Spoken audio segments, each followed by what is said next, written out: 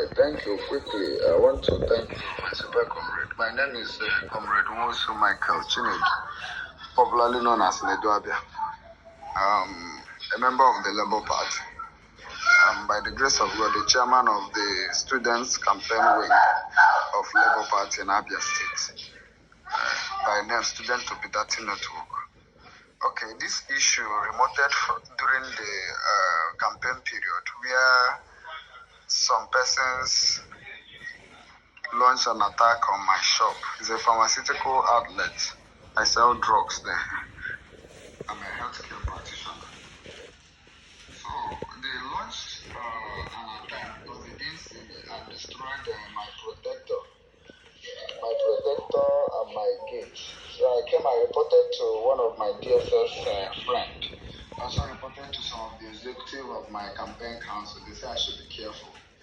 The second time I got information of some guys that came around my shop. And so my neighbors told me to be careful that they saw two Sienas going around my shop. I reported that too. Then I at 0400 hours of Monday, that is the 4th of June. I was in a meeting, my staff called me because she's the only one manning my shop at the moment. She called me to report a case that some boys came to buy a Zyklon cough syrup and she sold to them. And after some minutes, they returned this Zyklon, saying that the price is 500 and they can't take it, that they are buying 300. So my staff told them that they cannot accept the return, but if that should happen, that they should hold on, let her call her boss, pay me to permit her to accept the return. So while my staff was talking, 3 more boys entered the shop and surrounded the girl that if she makes any move, that they will deal with her. She will regret ever walking in that place. That where is even the boss? That the boss cannot do anything. Who is the boss? That they want to see the boss. So they start, one of them making it 4, now entered, crossed the barricade and my counter, entered my shelf and made away with some bottles of Zyklon without paying. And as we speak, even my router, my camera was destroyed because there was no light at that moment to capture them. A lot of things were destroyed, even my laptop, they left.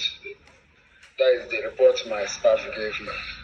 So seeing the way she narrated that story, I asked her to close down the shop and go to her house to avoid further destruction. She did. I returned from meeting in the evening. I consulted my neighbors around that place. They told me they know one of them that came around during the process. So I collected the number and called the guy, asking him why, after knowing that that's my shop, why didn't they wait, even if they have disputes? The guy didn't even allow me to say that I am stupid, that I should not make that kind of call to him, that who am I myself, that he will make sure that Afara is very hot for me. He said so many things. After that time, I collected a police man's number,